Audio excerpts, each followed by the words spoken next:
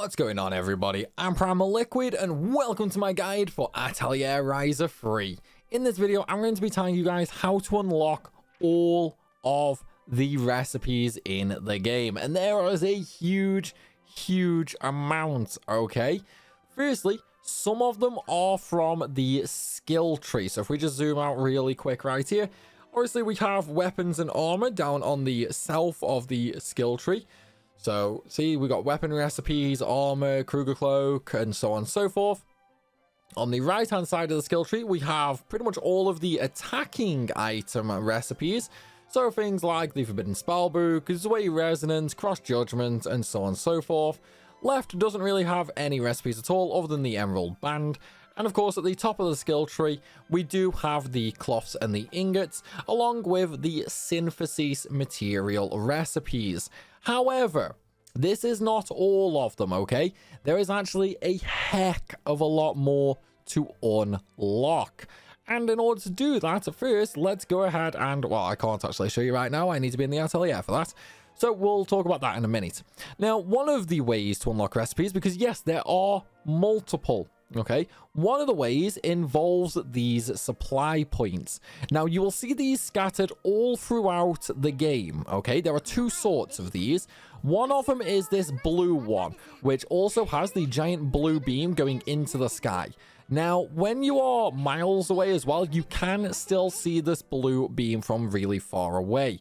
So, for example, if I just go ahead and put my land beast out really quick and run all the way down the hill, if I turn around right now, you can see that that blue beam was still there. And if we just run all the way down here really quick, nearly there, I promise. Okay, if we turn around right now, you can still see that blue beam going straight into the sky. You can see that from pretty much no matter where you are. See, there's one over there as well. There's two over there. Can you see them? One just above the red tree in the foreground. And then there's a small blue bit just next to Ryza's head. So there's two more over there. These are the blue supply points, okay? These are the common supply points. There is also a yellow one of these. However, the yellow one will not have the blue beam. Instead, it will just be a normal crystal, much like this one, pretty much identical to this one, only it will not glow and it will be yellow. Now, those are the rare supply points. However, for the sake of recipes, the rarity does not seem to matter. Now, what you want to do with these is you want to open them up by interacting with them and using a key, okay? Now, I don't know if they are possibly chance-based or something like that. However, I have not had a recipe, and I do have all the recipes unlocked now.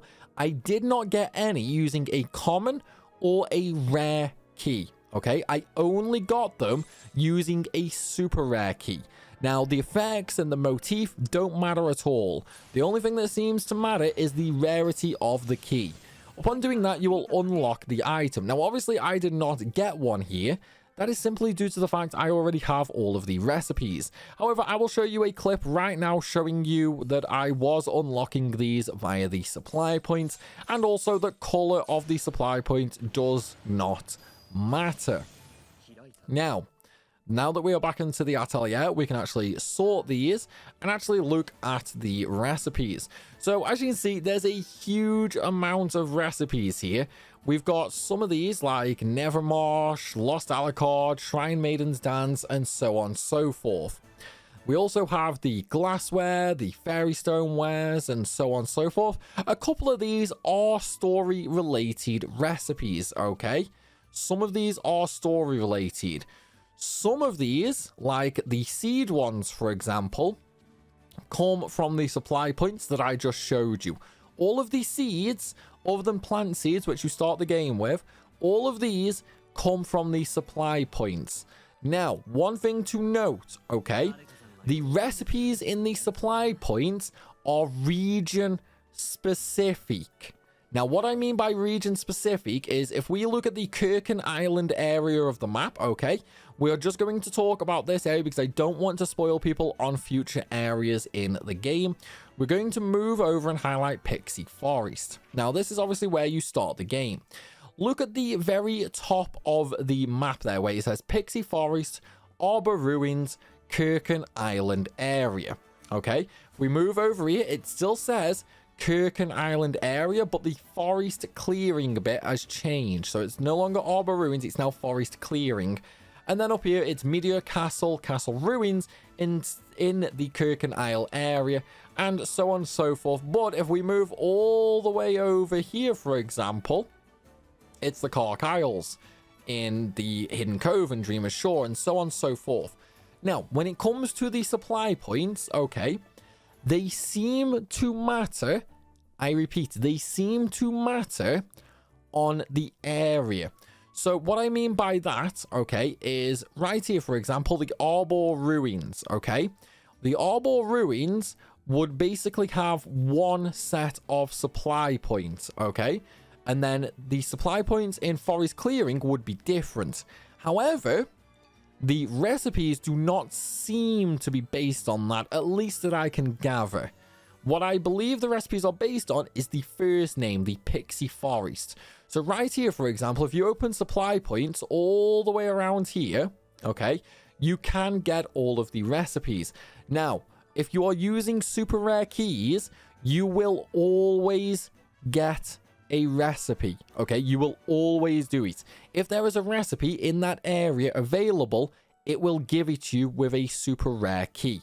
So once you stop getting recipes, move on to a different area and then carry on trying. So for example, this is the Pixie Forest. Once I was no longer getting recipes here, I would move on to Meteor Castle, and then I would open supply points here until I got no recipes. Then I would move on to the volcano, and then to Traveler's Road, and so on and so forth, then Maple Delta, until I wasn't getting any recipes anywhere. And then I would do that in every area. Now, what I will say, without spoiling anything too much, this is the Kirken Island area, okay? This is what I just showed you with the zoomed in map. There is going to be 4 of these sections in the game, okay? Technically 5, but one of them doesn't really matter. There's going to be 4 of these larger areas that you are going to get to explore. The recipes will be available in all of them. Now, I don't know if it matters, but the seed recipes I was getting from the final area. Now, note, that is not the final dungeon. Okay, that is not the final dungeon, that is the final area, which you'll probably get to around the 50 or 60% of the game mark. Maybe a little bit before that, depending on sort of how you play. Okay, so that is one of the ways to get recipes. However, there are 2 other ways. We've already talked about supply points, and we've already talked about story recipes. The other 2 ways, well, technically 3 ways, but 2 of them are kind of the same thing. So, one of the other ways is going to be character events, okay? Sometimes these will give you just accessories, or they could give you items to put on display in the Atelier. However, some of them will give you recipes. They are few and far between though, okay? You are not going to get many recipes from these. Other than that, we have quests. So these are normal quests from the main field, okay? Like right there, Pamela's Triumphant Return. This is simply basically speaking to Pamela in Kirken Island, and she will give you 2 recipes. Now, a lot of the recipes you gain from these normal quests are weapon recipes, okay? Now, granted, some of these will not be the best weapons in the game. One of them absolutely is, like Ryza's weapon is absolutely the very best one. However, not all of them will be, but this is typically how you get the final tier weapons. Other than that, there is one more way, which is kind of combined with the quests. It is going to be the world quests. Now, world quests are kind of the same as normal quests, but also slightly different. And in fact, if I just very quickly show you what I mean by that. Now, I can't show you a world quest. I've already completed them all, so unfortunately I can't show you that. However, I can show you a normal quest. So, okay, well, that's weird. There should be a normal quest here, but I guess I finished that. Basically, normal quests are sort of like square boxes on the map, okay? They are going to be orange with either a question mark or an exclamation mark in them. Now, the question mark means you have not accepted that quest at all. So if you see an orange box with a question mark, go and do it. Yes, they unlock recipes. If you see a orange box with an exclamation mark in it, that means you have completed the quest and it is ready to turn in. There is also a small green circle quest icon known as a sudden quest, I think they were called. That's just something completely different. You're never going to get a recipe from them. They're just like, go kill a monster for a little bit of SP or gather some items for some SP and so on and so forth. You don't want to go out of your way for them. They're actually really bad, and some of them take way too long for what they're worth, and they're just infinitely spawning anyway. Now, the world quests, on the other hand, the world quests are a little bit the same. However, on the map, they will appear as blue markers. However, these blue world quests, okay, these are much, much fewer in number. Not only that, you will have to go through multiple stages of the quest. There's typically 1 or 2 of these world quests in each of the 4 zones. So you're not going to be getting too many of them. But again, they can reward you with recipes. And of course, the final way of unlocking recipes, which I suppose I will touch on, even though I know it doesn't really matter, is via synthesis, where you have to create an item, and during the creation process, it will ask you to throw in another item. Like here, to get a rainbow neutralizer, you just have to use a Sceptrin in a neutralizer recipe. There is technically one other way as well, which is kind of the same, but also a little bit differently. It's known as a link morphed recipe. So right there, as you can see, the colourful oil, I can't create it because I am missing an item, the rainbow wing fragment. In fact, let me just see if I can find another one very quickly, just so I can actually show you guys what it looks like, because it can be a little annoying to figure out. Okay, here, the dark glittering oval needs a link morph. So what we're going to do right now is we're just going to dump in the normal ingredients. It doesn't matter what, I'm only showing you guys.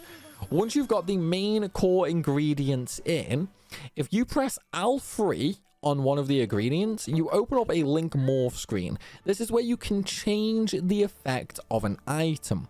So what you would need to do for a link morph recipe is throw any item in, doesn't matter what item you throw in, and that will change the effects and give you a new layout on the screen. For a link morph recipe, once you've link morphed an item, you will find a new spot on there, which will then allow you to go ahead and change the item and unlock the next one. Unfortunately, I link morphed the wrong item there, so we're going to have to do this one instead.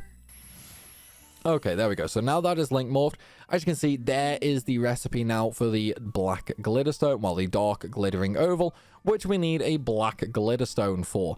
And that is how link morph recipes work. So if you see link morph recipe in the bottom left hand side of the screen there, just make sure you try both link morphs or 4 link morphs if you do not see the recipe appear. Link morphs can only be done on the core ingredients. Now what I mean by core ingredients is the items that you must place at a minimum before you can synthesize. So here, for example, I would need a rainbow gemstone and any magical item. Once those 2 are in, I need to link morph the magical item for the recipe to appear over here. And that is how you get all of the recipes in Atelier Ryza 3. Of course, that is going to be it for this video, everybody. I do hope you have enjoyed it, and I do hope it has helped. If it has, then please be sure to smash that like button, and of course, drop a comment down below. Let me know which is the first recipe you unlock that you couldn't before this video. And of course, if you're new to the channel, make sure you hit that subscribe button. I have tons of guides for Atelier Ryza 3, which you are absolutely not going to want to miss. As always though, everybody, thanks for watching, and I'll see you soon.